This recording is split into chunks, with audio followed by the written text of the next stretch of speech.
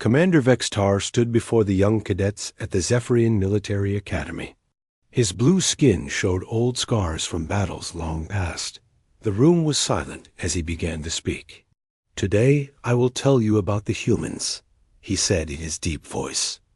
"I will tell you why we stopped our war with them. Why our great fleet turned around and came home. You think you know about war, young ones. You know nothing." He walked to the front of the classroom. His 4 arms moved as he talked.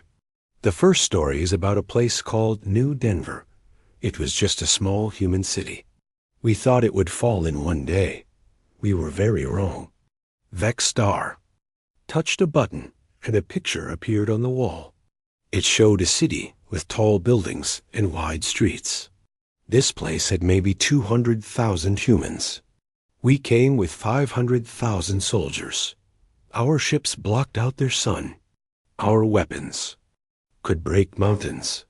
The humans should have given up right away. He paused and looked at each cadet. Instead, they did something we did not understand. They fought harder. The old commander continued his story. "I was a young captain then. I led the attack on the eastern side of the city. My orders were simple. Take the bridge that crossed their river. Hold it. Wait for the main army to arrive. It should have been easy." The picture changed to show a long bridge made of metal and stone. The humans had only 50 soldiers defending this bridge. We had 300. We had flying machines and big guns. They had small weapons and nowhere to run. Vextar's voice grew quiet. The human leader was named Jake Morrison. He was just a lieutenant, young like you. But when we attacked, something changed in his eyes. It was like watching a peaceful animal turn into a hunter. He began to pace. As he remembered, Morrison's men took cover behind broken cars and concrete barriers. Our first wave hit them hard. We thought we would walk right over them. But every time we got close to the bridge, they pushed us back. The cadets listened with wide eyes. War was supposed to be organized, neat. The stronger army won, and the weaker army surrendered. This did not sound right.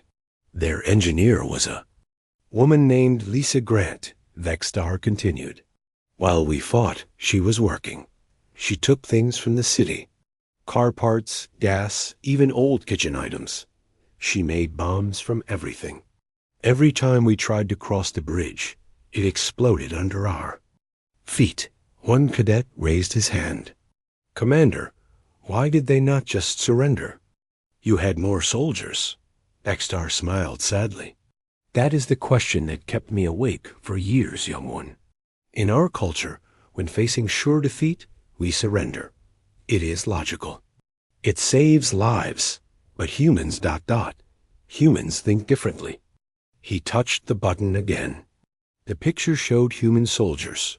They looked tired and dirty. Some were bleeding, but their eyes were still fierce.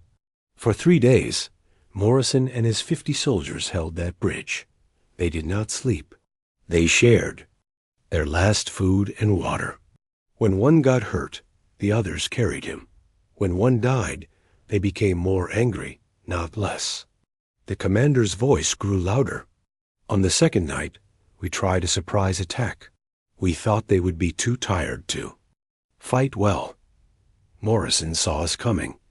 Do you know what he did? He smiled.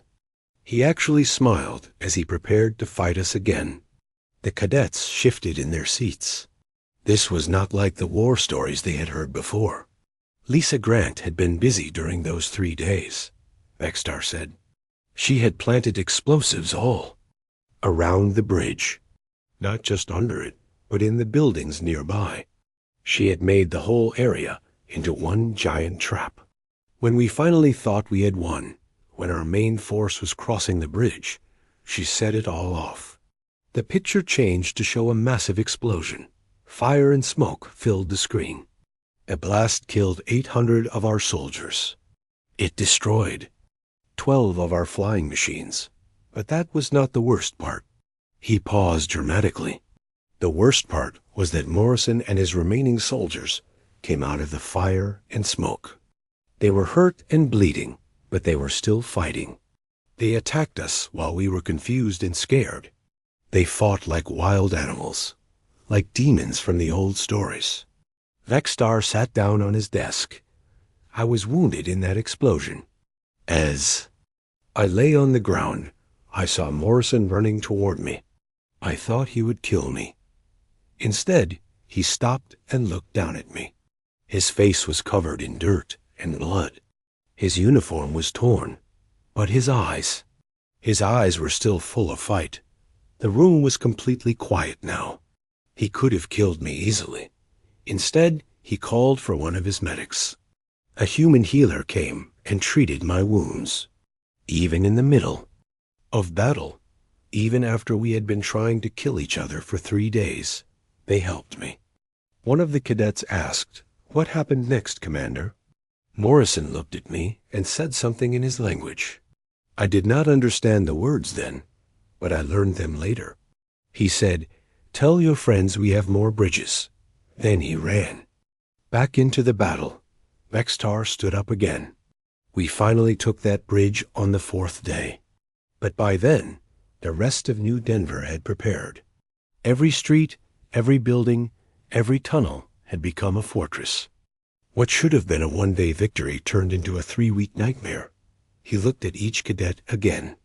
Morrison died on the last day of fighting. He was defending a hospital full of human children. Even when his weapons were empty, he kept fighting with his bare hands.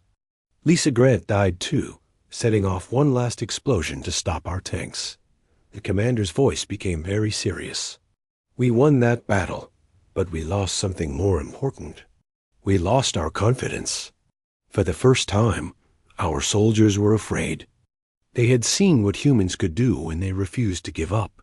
He touched the button one more time. The picture showed the city after the battle. It was destroyed, but flags still flew from the broken buildings. The humans never stopped believing. They could win. Even when they were dying, they fought for every inch of ground. They turned their entire city into a weapon. Vexstar walked back to his position at the front of the room. That was my first lesson about humans. They do not fight like we do. They do not think like we do. When we corner them, when we think we have won, they become more dangerous, not less. He looked at the young faces staring at him. Remember this story when you think about war. Remember Jake Morrison and Lisa Grant. Remember that sometimes the smaller army can be scarier than the bigger one. Remember that humans fight with something we do not have. A cadet raised her hand. What do they fight with, Commander? Vexstar was quiet for a long moment. Then he said, Hope. They fight with hope. Even when there is no reason to hope, they keep believing they can win. And sometimes that is enough to change everything.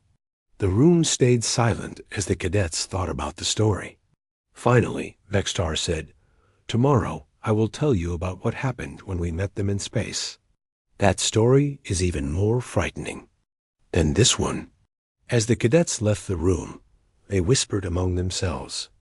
They had come to learn about tactics and weapons. Instead, they had learned something much more important.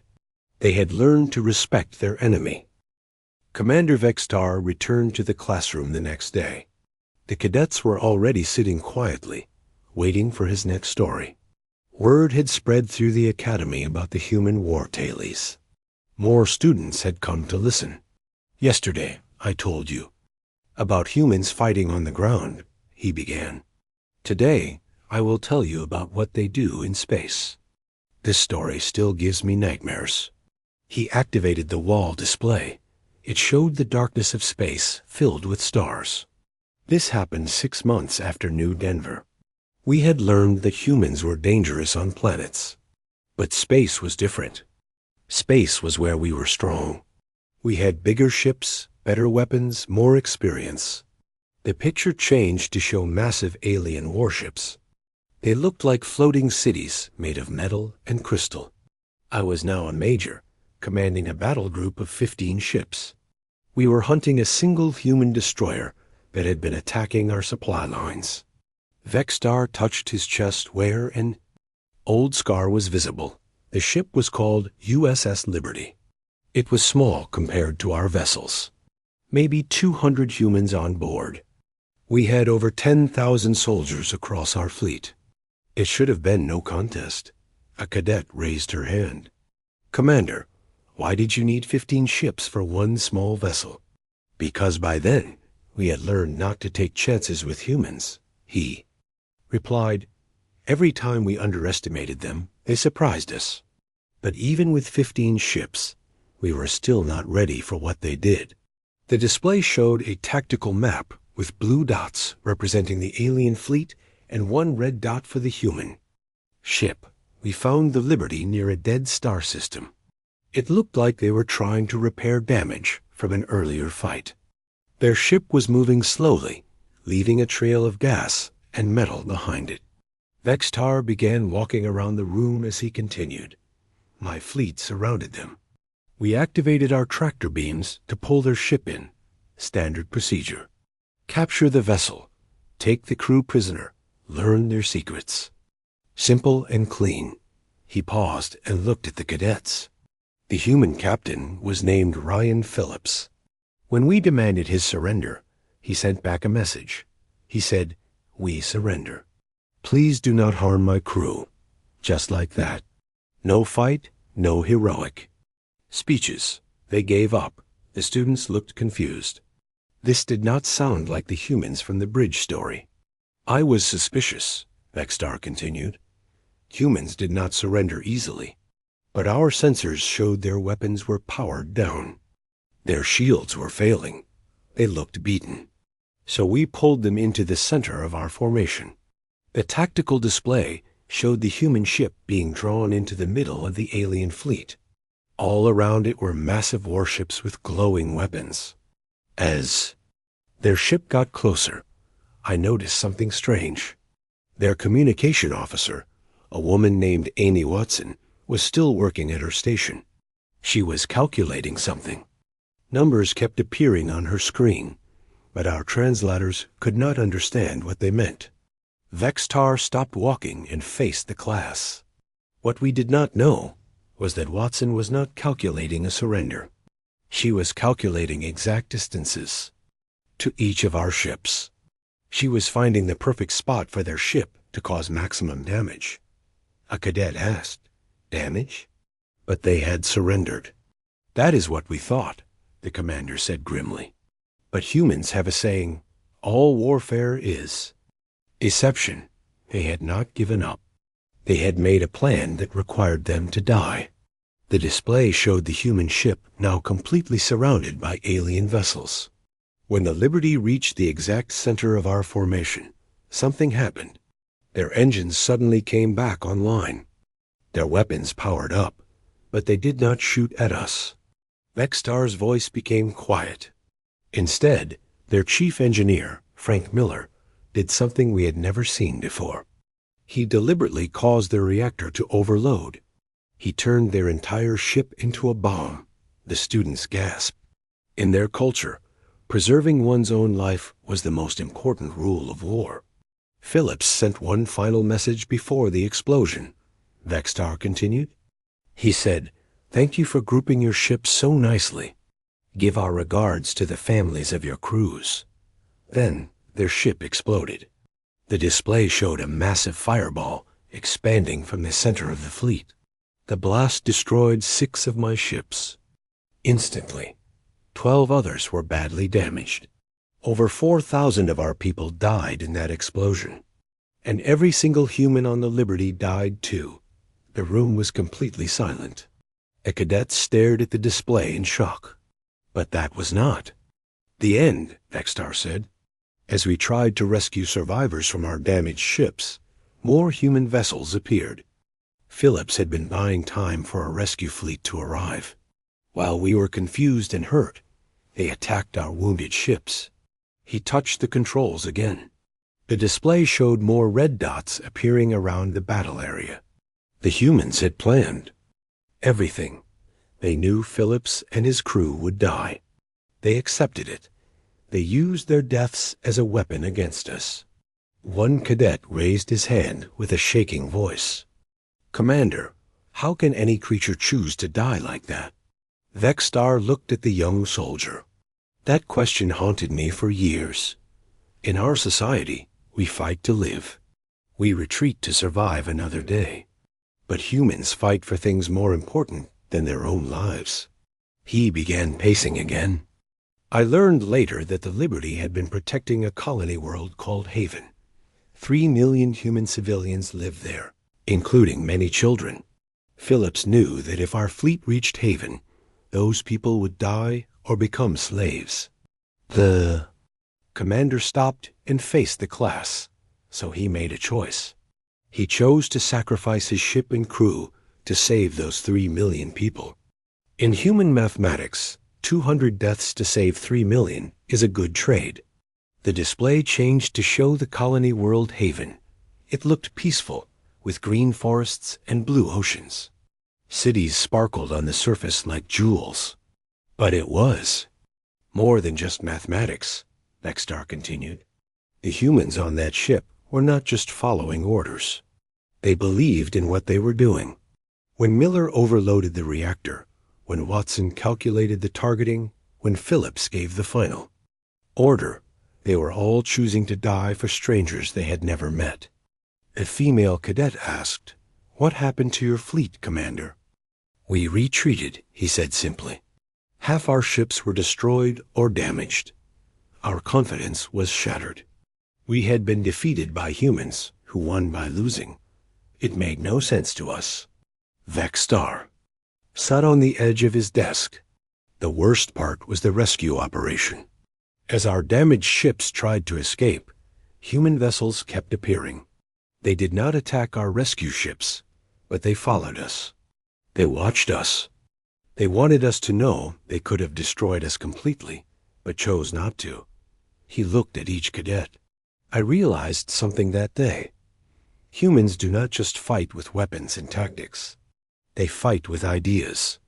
They believe that some things are worth dying for. That belief makes them incredibly dangerous. The commander stood up again. "After the battle, I studied human history. I learned about their wars, their heroes, their stories. I found out that sacrificing yourself to save others is common in their culture. They have words for it: heroism, nobility, honor." He activated the display one more time. It showed the faces of the Liberty crew. They looked young and determined. Ryan Phillips was 34 years old. He had a wife and 2 children back on Earth. Amy Watson was 26, just graduated from their Naval Academy. Frank Miller was 51, a grandfather with 6 grandchildren. The cadets stared at the human faces. They looked so ordinary, so much like people from any species. These were not special soldiers or super warriors, Vexstar explained. They were regular, people who made an extraordinary choice. That is what makes humans so frightening. Any of them, at any time, might decide that something is more important than their own life. He turned off the display. Our military leaders studied this battle for months. They tried to understand how to fight an enemy that wins by dying. They could not figure it out. How do you defeat someone who treats death as just another weapon? A cadet asked, "Did you ever fight humans in space again, Commander?" "Yes," Vexstar replied. "And every time, they surprised us with new tactics. They would ram our ships with their ships. They would hide bombs inside fake surrender pods. They would sacrifice small ships to damage big ones. They turned suicide into an art form." He walked to the window and looked out at the sky. The Phillips maneuver, as we came to call it, was used by humans dozens of times during our war. Every time, they achieved impossible victories through impossible sacrifice. Turning back to the class, he said, "This is the second lesson about humans.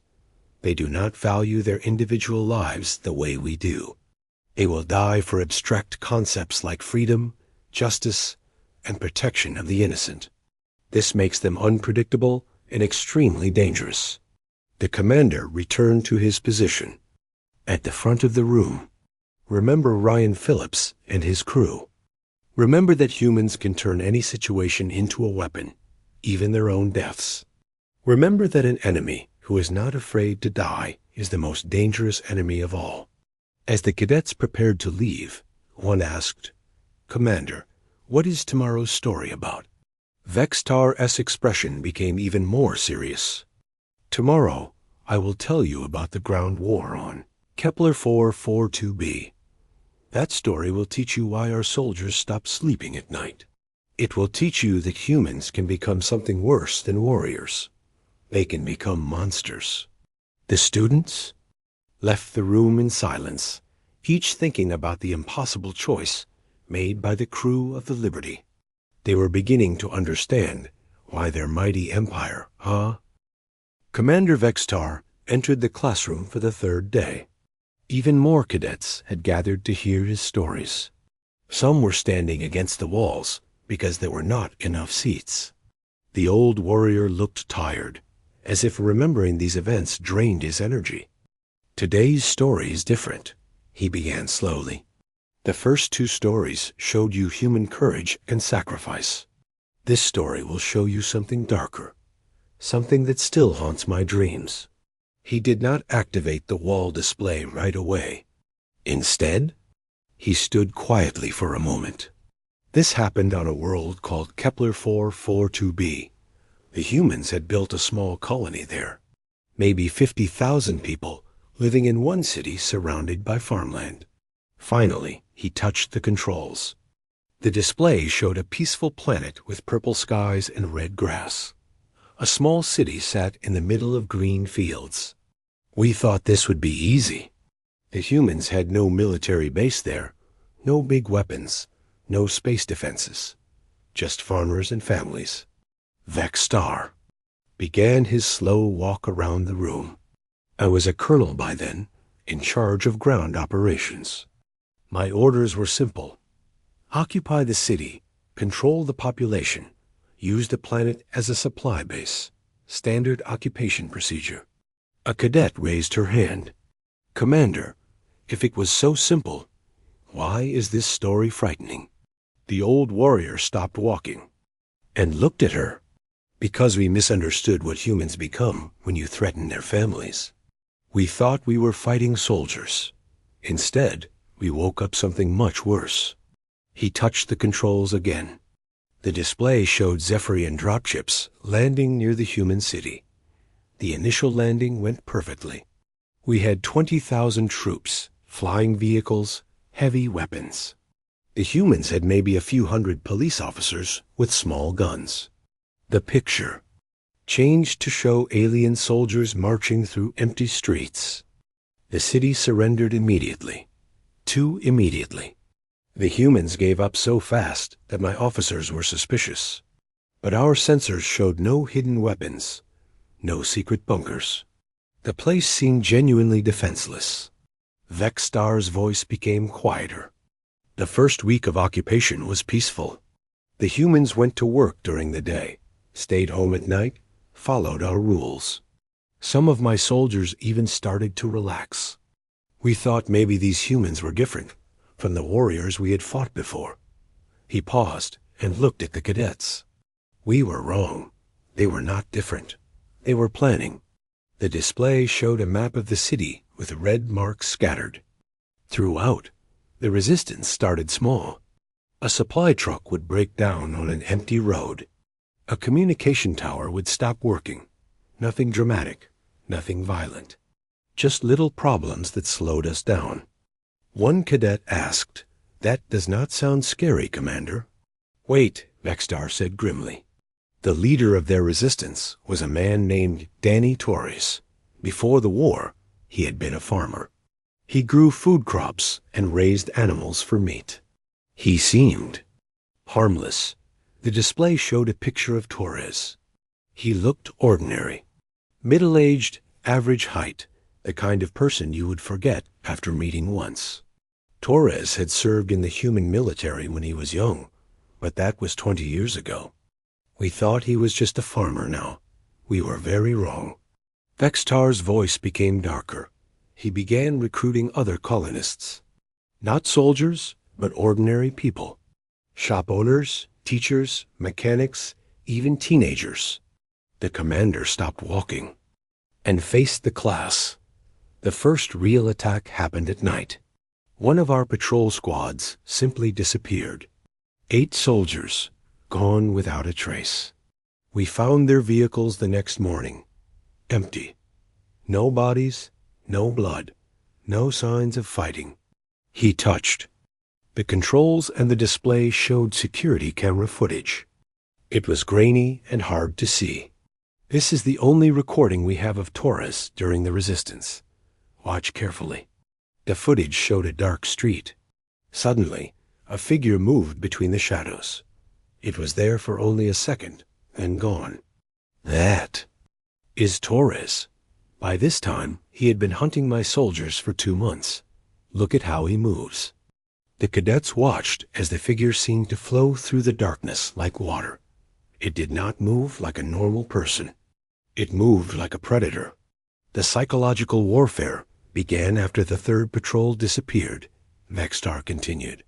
Torres and his people started leaving messages for us. Not written messages, physical ones. The display changed to show a Zephyrian helmet hanging from a tree branch. They would take equipment from our missing soldiers and display it in public places. Always at night, always where our patrols would find it the next day. A cadet raised his hand. What happened to your soldiers, Commander? Vextar was quiet for a long moment. We never found out. They just vanished. Torres and his people became ghosts. They moved through the city like they owned it, and we could never catch them. He continued walking. The worst part was not knowing. When soldiers die in battle, you can accept it. When they just disappear, it creates fear. My troops started jumping at shadows. They stopped going out alone. They requested transfers to other units. The display showed nervous alien soldiers huddled together in groups. Then Torres did something that broke my soldiers' spirits completely. He started playing with us. Vextar activated new footage. This time it showed the inside of a Zephyrian. Base at night. Watch the corner of the screen, he instructed. The cadets stared at the security monitor. For a moment, nothing happened. Then a human figure appeared at the edge of the frame. It waved at the camera, then disappeared. Torres had somehow gotten inside our most secure facility, Vextar explained. He could have planted bombs or stolen weapons. Instead, he just wanted us to know he could reach us anywhere. The old commander sat on his desk. That same night, every soldier in the base had the same nightmare. They dreamed about being hunted through dark tunnels by creatures they could not see. Torres had somehow put a drug in our water supply, a drug that caused shared nightmares. The cadets looked at each other with wide eyes. This was beyond normal warfare. The humans had a saying, Vextar continued. They said Torres and his people had gone native. They meant he had stopped thinking like a civilized person and started thinking like a wild animal. A very intelligent, very angry wild animal. He stood up again. The resistance had a sniper, named Michelle Kim. She had been a school teacher before the war. She taught children how to read and write. But during the resistance, she became something else entirely. The display showed a woman with kind eyes and a gentle smile. She looked like someone who would bake cookies for her neighbors. Kim started, picking off my officers from impossible distances, Vextar said. She would wait in the same spot for days without moving. When the perfect shot presented itself, she would take it. Then she would disappear again. He touched the controls and showed a tactical map with red X marks scattered across it. In 3 months, Kim killed 43 of my officers. Not soldiers. Specifically officers. She was targeting our leadership. A cadet asked, why did she only shoot officers? Because she was not just killing people, Vextar replied. She was destroying our command structure. Every time we lost an officer, our operations became more chaotic. She was using precision, kills to create maximum confusion. The commander began pacing faster, but the psychological warfare was the worst part. Kim would leave notes next to her targets, personal notes about their families back home. She knew our soldiers' names, their children's names, their fears and hopes. He stopped and looked at the class. How did a school teacher learn such detailed intelligence about enemy soldiers? The answer is terrifying. The entire human population was helping her. Every human we trusted, every translator and guide and worker, was feeding information to the resistance. The display showed smiling human faces. They looked friendly and helpful. During the day, these people would serve us food, fix our equipment, translate our communications. At night, they became intelligence gatherers for Torres and Kim. Vextar's voice became very quiet. We realized that we were not occupying a city. We were living inside a trap. Every human we met was a potential enemy. Every building could hide weapons. Every smile could be hiding hatred. He activated the display again. This time it showed alien soldiers looking paranoid and exhausted. My troops stopped sleeping properly. They ate only packaged food from our ships because they could not trust local sources. They traveled in large groups because small units kept disappearing. A female cadet asked, "How did it end, Commander?" "Steve Carter ended it," Vextar replied. He had been a communications technician before the war. He maintained the equipment that let the colonists talk to other worlds. During the resistance, he became our worst nightmare. The display showed a young man with glasses and a friendly face. He looked completely harmless. Carter hacked into our military communications, Vextar explained. Not just our local base, but our entire fleet network. For 1 week, every message sent between our ships was intercepted and replaced. The cadets listened with growing horror. As he continued, Carter sent false orders to our supply ships, telling them we had been overrun and needed immediate evacuation. He sent fake casualty reports to our command, making them think we were losing thousands of soldiers. He turned our own communication system against us. Vextar sat down again, but the final psychological attack was the worst. Carter began broadcasting human music through our com channels. Not just any music, war songs, battle hymns, songs about defeating enemies and protecting families. He touched a control and sank. Commander Vextar arrived at the classroom earlier than usual on the 4th day. He found several cadets already waiting, sitting quietly and talking in whispers. Word about his stories had spread throughout the entire academy. Some senior officers had even begun attending the lectures. "Today I will tell you my most personal story about humans," he began without his usual introduction. "This is about the time I learned that breaking a human's body is easy, but breaking their spirit is impossible." He activated the wall display, showing a gray, industrial-looking building surrounded by high walls and guard towers. "This is Prison Complex 7 on the moon Theta 9. I was the chief interrogation officer there. My job was to extract information from captured human prisoners." Vextar walked to the center of the room. The humans we captured were different from any prisoners we had dealt with before. Most species, when defeated and captured, accept their situation. They cooperate to improve their conditions. They provide information in exchange for better treatment. A young cadet raised her hand. "That seems logical, Commander. Why would someone make their imprisonment worse by refusing to cooperate?" "That is exactly what I thought," Vextar replied. "But humans do not think about imprisonment the way we do. To them, being captured is not the end of the war. It is just a change in battlefield." The display changed to show the interior of V. prison. Long corridors lined with cells stretched into the distance. We held about 300 human prisoners at any given time. Pilots, soldiers, engineers, even some civilians who had been caught helping the resistance. He paused and touched a control. 3 faces appeared on the screen. These 3 prisoners changed my understanding of everything. Major Chris Bennett, Dr. Ellen Hayes, and Colonel Matt Thompson. They taught me that humans can be more dangerous as prisoners than as free soldiers. The first face belonged to a man with short dark hair and determined eyes. Despite obvious injuries, he looked defiant rather than defeated. Chris Bennett was shot down during a reconnaissance mission, Vextar explained.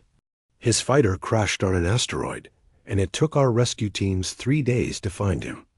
When they did, they discovered he had been trying to repair his ship's communication system to call for help, even though he had 2 broken legs and internal bleeding. The commander began his familiar pace around the room. Bennett was brought to my facility for medical treatment and interrogation. The doctors fixed his injuries, and I began questioning him about human fleet movements and base locations. He stopped and looked at the cadets. Bennett's first escape attempt happened while he was still recovering from surgery. He had convinced a medical technician that he needed to use the bathroom. Instead, he overpowered the guard and tried to reach the communications center. A cadet asked, "How far did he get?" 3 corridors, Vextar replied. He was dragging himself along the floor because his legs were still healing, but he made it 3 corridors before security stopped him. When they brought him back, he was smiling. The display showed security footage of Bennett being carried back to his cell. Despite being injured and defeated, he indeed appeared to be smiling. That was escape attempt number 1, Vextar continued. Over the next 6 months, Bennett tried to escape 16 more times. He made weapons from eating utensils. He picked locks with pieces of wire. He even tried to dig through the floor of his cell with a spoon. The old commander shook his head. Each time we caught him, I asked why he kept trying when success was impossible. He always gave the same answer, because that is what soldiers do. We never stop fighting. He touched the controls again.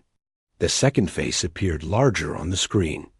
It belonged to a woman with kind eyes and graying hair. Dr. Ellen Hayes was our most valuable prisoner, Vextar said. She was a combat medic and also a researcher who knew about human medical technology. The information in her head could have saved thousands of our wounded soldiers. The commander's voice became softer. Hayes was also the most stubborn prisoner we ever held. No matter what interrogation methods we used, she refused to provide any medical information that could help our war effort. A cadet raised his hand. "What methods did you use, Commander?" Vextar looked uncomfortable. Standard techniques: isolation, sleep deprivation, psychological pressure. We also tried offering rewards: better food, private quarters, access to medical journals. Nothing worked. He activated new footage showing Hayes in her cell. She was reading a book and appeared calm despite her surroundings. But Hayes was not just refusing to help us, Vextar continued. She was actively helping other prisoners. Somehow, she had gotten medical supplies and was treating injured humans in secret. The display showed a crude map of the prison with arrows marking hidden routes between cells. Hayes had figured out how to move through the prison's maintenance tunnels. At night, she would crawl through air ducts and service corridors to reach other prisoners who needed medical care. One of the senior officers in the back of the room spoke up. How did she get medical supplies in a prison? She was making them, Vextar replied. Hayes turned cleaning chemicals into antiseptics. She made bandages from torn clothing. She even performed surgery using sharpened pieces of metal. All of this in secret, while we thought she was just sitting in her cell reading. The commander touched the controls again. The third face appeared, belonging to an older man with silver hair and sharp eyes. Colonel Matt Thompson was the worst of all, Maxstar said. He had been captured during the battle for New Denver, the same battle I told you about on the first day. He was the ranking human officer in our prison. The display showed Thompson standing in what appeared to be a prison courtyard, surrounded by other human prisoners. Thompson never tried to escape like Bennett. He never provided medical care like Hayes. Instead, he did something much more dangerous. He organized the entire prison into a military unit. Vexstar's voice became troubled. Within weeks of Thompson's arrival, the human prisoners stopped acting like prisoners. They started acting like soldiers waiting for orders. They established ranks, duty assignments, even a communication system. He activated footage showing prisoners moving through the facility in organized groups. "Watch how they walk," he instructed. "Notice how they stay in formation, even when going to meals or exercise periods." Thompson had turned our prison into a military base. A cadet asked, "What were they organizing for, Commander?" "Escape," Maxstar replied simply. But not individual escapes, like Bennett's attempts. Thompson was planning a mass breakout involving all 300 prisoners simultaneously. The display changed to show architectural drawings of the prison complex. Red lines marked weak points and escape routes. For 8 months, Thompson's people had been studying our security procedures. They knew guard rotations, shift changes, equipment locations. They had turned being prisoners into a reconnaissance mission. The commander sat on his desk. The breakout happened during our most important religious holiday. Most of the guard staff had been given leave to participate in ceremonies. Thompson had been waiting months for this exact opportunity. He activated footage showing chaos throughout the prison. Alarms were blaring, guards were running, and smoke filled the corridors. The humans had made explosives from cleaning supplies. They had turned exercise equipment into weapons. In 30 minutes, they had taken control of the entire facility. The cadets watched in amazement as the footage showed human prisoners working together with military precision. They moved like a trained unit, not like escaped convicts. "But here is the most frightening part," Vexstar continued. "Thompson did not just want to escape. He wanted to steal our ships and weapons. He was turning a prison break into a military operation." The display showed the prison's hangar bay where several small spacecraft were kept. Human prisoners were boarding the ships while others stood guard. "Bennett led the assault on our communication center," Vexstar explained. "Even with his old injuries, he fought like a demon to secure our radio equipment. Hayes had treated the wounded prisoners so well that they were healthy enough to fight. Thompson coordinated everything like the experienced officer he was." A senior officer asked, "How many prisoners escaped, Commander?" Vexstar's expression became grim. "All of them. Every single human prisoner escaped that night." But that was not the end of the story. He activated the display one final time. It showed space outside the prison moon, with several small ships maneuvering in attack formation. Instead of fleeing to safety, Thompson's prisoners attacked the prison from orbit. They used our own ships against us. The footage showed explosions on the moon's surface as the escaped prisoners bombarded their former jail. "They destroyed the entire facility," Vexstar said quietly. "Decades of construction, millions of credits worth of equipment, all gone." He stood up and walked to the window. But the most shocking part was Bennett's final action. His stolen ship had been damaged during the attack. Instead of retreating with the others, he deliberately crashed into our main command center. The commander turned back to face the class. "I was in that command center when Bennett's ship hit. In the last seconds before impact, he sent us a message. He said, 'Next time, build a better prison.'" The room was completely silent. The cadets stared at their instructor with disbelief.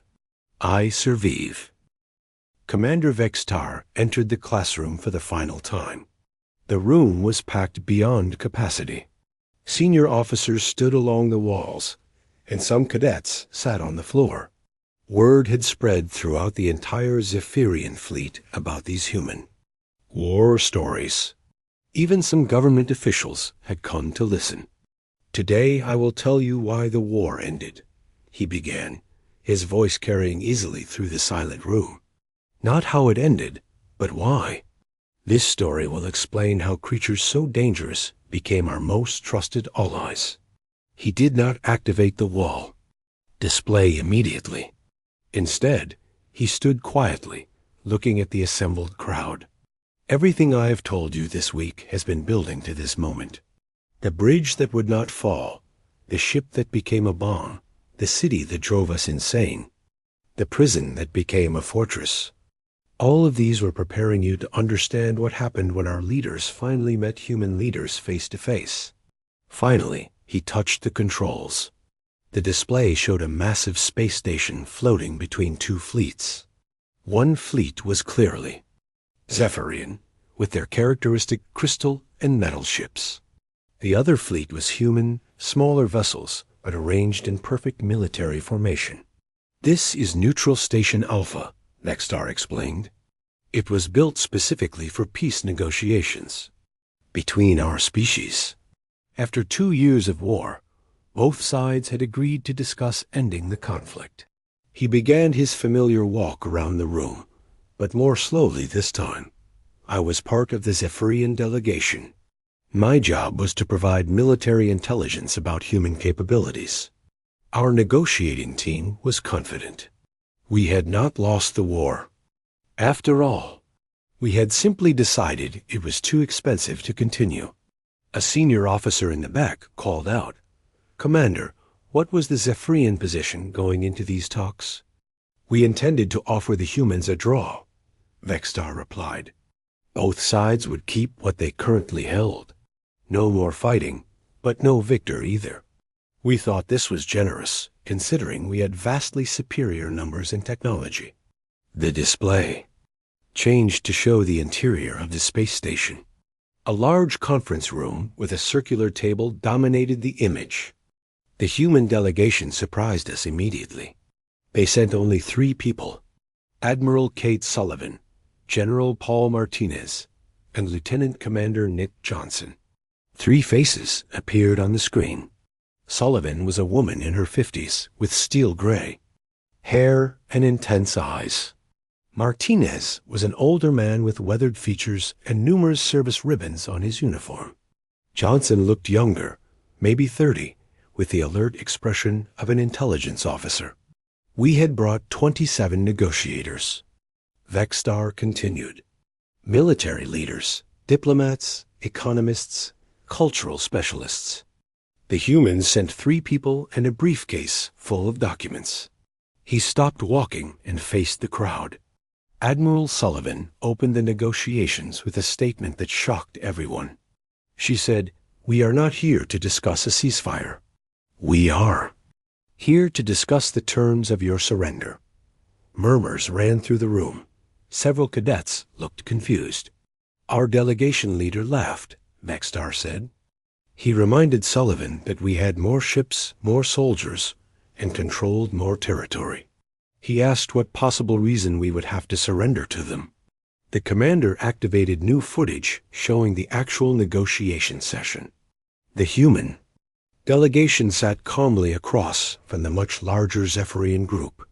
Sullivan's response was simple, Vextar continued. She said, "Because you are fighting the wrong war." Then she asked our delegation a question that changed everything. He paused for dramatic effect. She asked, "How many Zephyrian civilians are willing to die to continue this conflict?" The room was completely silent now. Everyone was focused on Vextar's words. "Our delegation leader said that was irrelevant," the commander explained. "Civilians were not part of military calculations. Wars were fought by soldiers in space and on contested worlds." Sullivan just smiled and activated a holographic display. The screen showed a three-dimensional map of Zephyrian space. Hundreds of star systems glowed with different colors. This map showed every Zephyrian world, every space station, every mining facility in our empire, Vextar said quietly. But that was not what made our delegation panic. What made them panic was the red dots. He touched a control and small red markers appeared throughout the map. There were thousands of them. Each red dot represented a human intelligence asset, he continued. Spies, saboteurs, sleeper agents. General Martinez explained that humans had been infiltrating our space for months. They were not just fighting us on the battlefields. They were preparing to fight us everywhere. A cadet raised her hand with a trembling voice. Commander, how many red dots were there?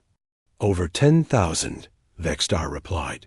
Human agents on our most secure worlds, inside our most classified facilities, sometimes in our own government buildings.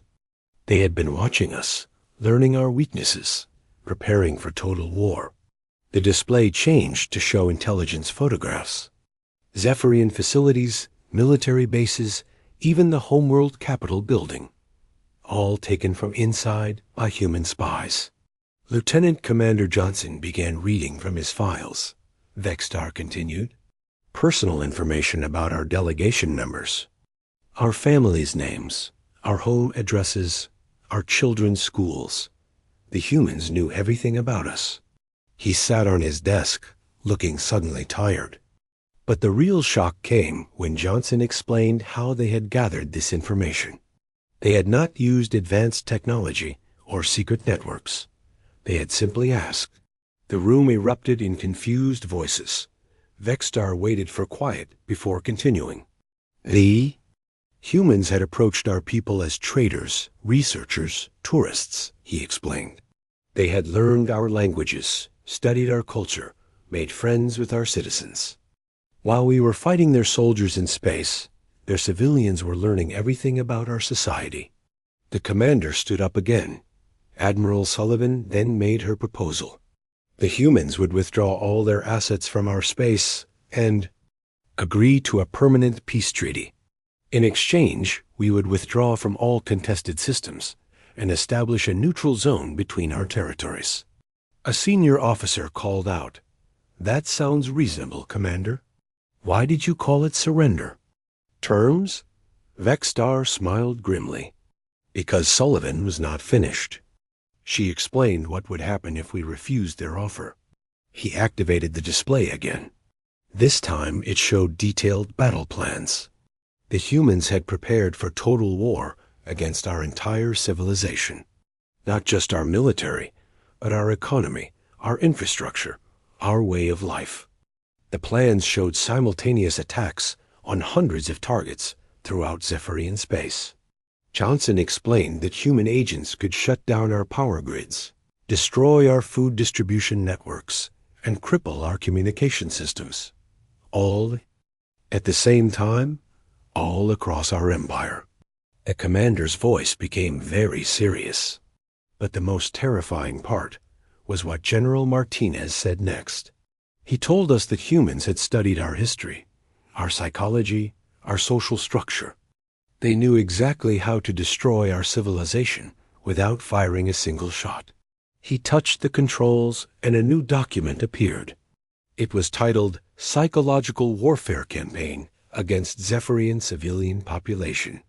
The humans had planned to broadcast constant propaganda into our homes, Vextar explained. Not lies, but truth.